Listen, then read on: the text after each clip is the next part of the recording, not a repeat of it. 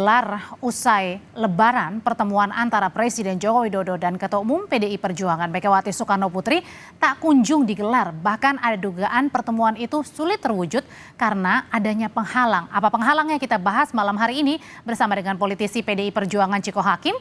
Ada juga relawan Jokowi Immanuel Ebenezer dan juga nanti akan bergabung peneliti CSIS Arya Fernandes. Selamat sore Bapak-Bapak semua. Sore, Audrey. Oke, saya mau ke Mas Ciko Mas terlebih Arya. dahulu nih. Jadi Mas Ciko ini Yes. penegasan sekali lagi nih, benar PDI Perjuangan ini menutup silaturahmi dengan Presiden Jokowi?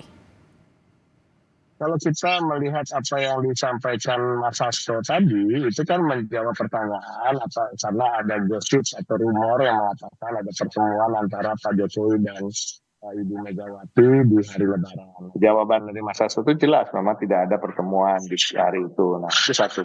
Yang kedua, kalau kita bicara terkait dengan suasana kebatinan dari kader-kader PDI Perjuangan, mulai dari kader di akar rumput, anak ranting, hingga elit, bahkan sekalipun Ibu Megawati Soekarno Putri, kita bisa percaya apa yang itu semua bisa direpresentasikan dari statement Mas Hasto. Karena Mas Hasto ini adalah sosok sekretaris jenderal yang memang mengelola partai ini dan juga paling aktif berkomunikasi dengan seluruh kader kami. Dari tataran di akar rumput sampai elit, bahkan Ibu Megawati Soekarno Putri. Dan bisa juga dikatakan sebagai sosok yang di internal kami paling sering menemui Ibu Mega, tentu juga seperti Mbak Puan maupun Mas Nanan. Jadi tapi tentu setiap orang punya gaya-gaya komunikasinya masing-masing. Mas Hasto juga punya gaya komunikasinya sendiri, tapi bisa dijamin apa yang menjadi penyampaian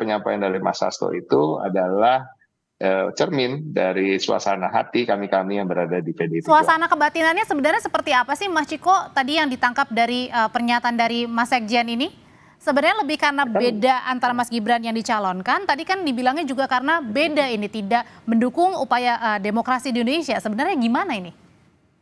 Banyak hal, tentunya ini juga tercermin dari apa yang menjadi gugatan kami di Mahkamah Konstitusi. Dan kita bisa lihat bahwa kami menggugat terkait dengan pelanggaran musim kampanye, pelanggaran yang dilakukan dalam musim kampanye ini, ya kan. Kami menyoroti terkait dengan nepotisme, kami menyoroti tentang abuse of power, politisasi bansos, pengerahan aparat dan lain-lain. Artinya ini tidak suatu hal yang sifatnya egotistical atau egois, atau hanya memikirkan bahwa terjadi tanda kutip pengkhianatan dari kader-kader PDI terhadap PDI Perjuangan, tetapi juga kami melihat ini adalah suatu pengkhianatan terhadap cita-cita dan perjuangan bangsa Indonesia. Mas Gibran bahkan bilang kok silaturahmi aja dilarang.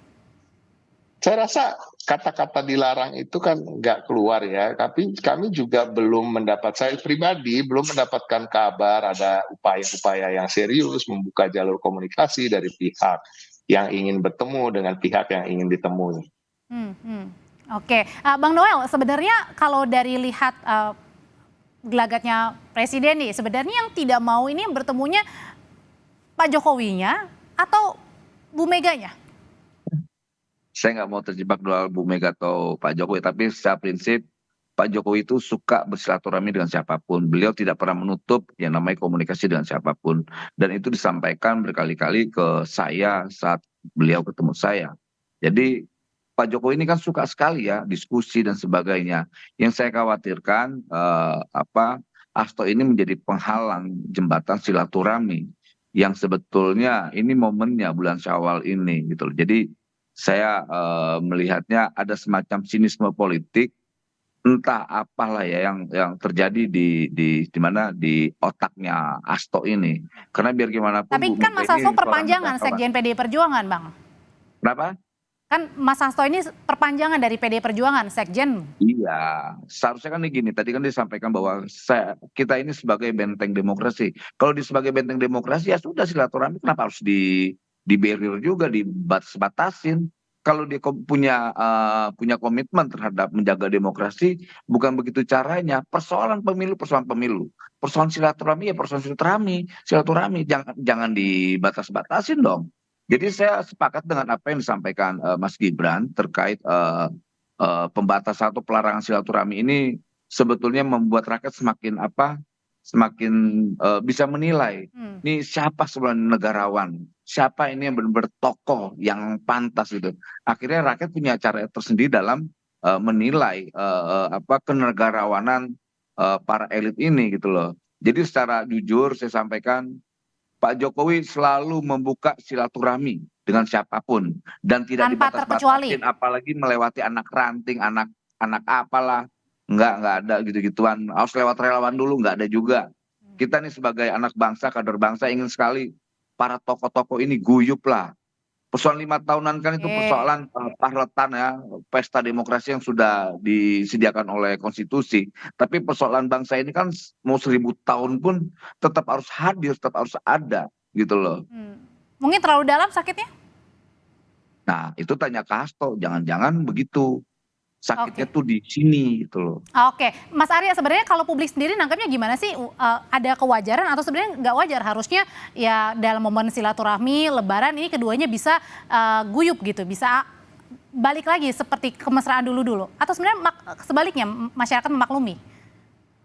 Iya, kalau saya lihat memang untuk saat ini masih sulit kita untuk melihat apakah ada kemungkinan Pak Jokowi dan Ibu Mega akan bertemu, apalagi dengan peristiwa-peristiwa politik yang terjadi belakangan ini dan pilihan-pilihan politik yang diambil oleh Pak Jokowi yang dalam banyak hal itu berbeda jalan dengan PDI Perjuangan, itu membuat tentu tidak mudah ya bagi Ibu Mega untuk bisa menerima kenyataan bahwa Pak Jokowi yang dulu menjadi kader utama PDI Perjuangan dan kader terbaik justru memilih jalan yang berbeda dengan PDI Perjuangan. Nah, untuk saat ini memang kita cukup rumit ya. Kalau kita lihat dari skala 1 sampai 100 mungkin rendah sekali kemungkinannya untuk saat ini kedua tokoh ini akan bertemu ya. Ini sebenarnya sulitnya ini memang pada saat lagi menunggu putusan MK atau mungkin jangan-jangan setelah putusan MK nanti ada kemungkinan atau sama-sama sulit? pasca putusan MK pun saya melihat belum ada indikasi yang kuat kedua tokoh itu bisa bertemu ya. Karena sekarang PDIP pun sekarang dihadapkan pada dua pilihan.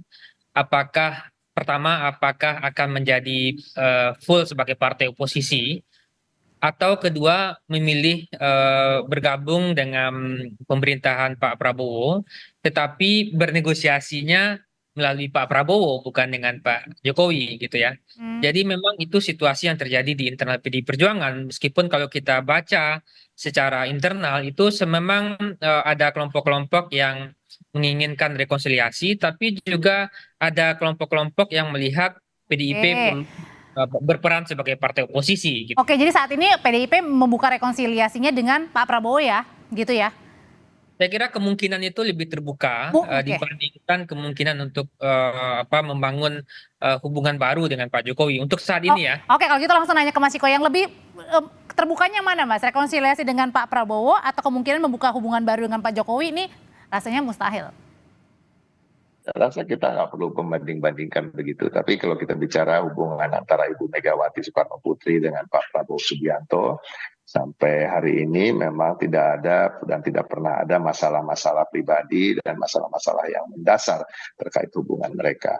Yang kedua, Partai PDI Perjuangan selama ini juga selalu menghargai dan menghormati Partai Gerindra sebagai salah satu partai politik yang berkiprah bersama-sama dengan kami dan partai politik yang lain, bahu-membahu membangun bangsa walaupun sering berbeda jalan dalam visi misi maupun ketika berkontestasi dalam pemilu maupun pemilihan presiden. Itu yang ingin kami sampaikan, dan ini terkait dengan itu, bila pun ada pertemuan antara Bu Mega dan Pak Prabowo itu tidak akan menjadi suatu hal yang mengejutkan, karena itu tadi dengan alasan-alasan memang hubungan pribadi yang baik dan sudah cukup lama, dan juga hubungan antar kepartaian yang jelas gitu. Dan juga dengan Pak Jokowi bicara ya tadi kan juga sudah disampaikan ya, memang ada suasana kebatinan di yang umum di kalangan kader, di kalangan simpatisan, di kalangan pemilih-pemilih kami yang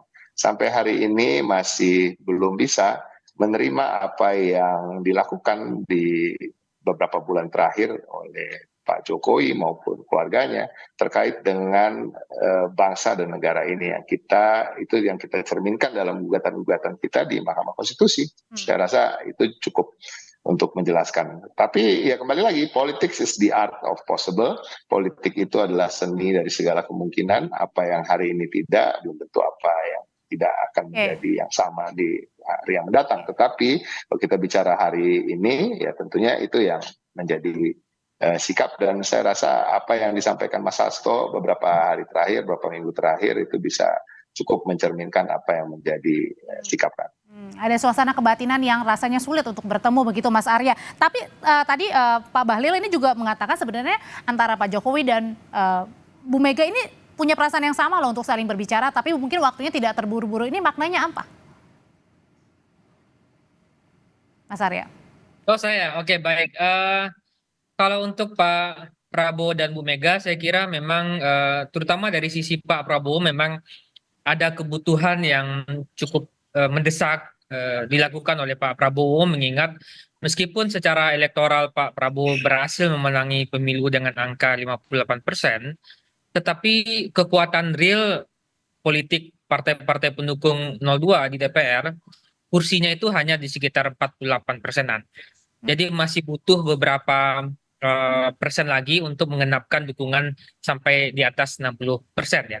Pilihannya saat ini tentu ada beberapa, apakah akan membangun komunikasi dengan PD Perjuangan ya, atau justru dengan Nasdem dan PKB.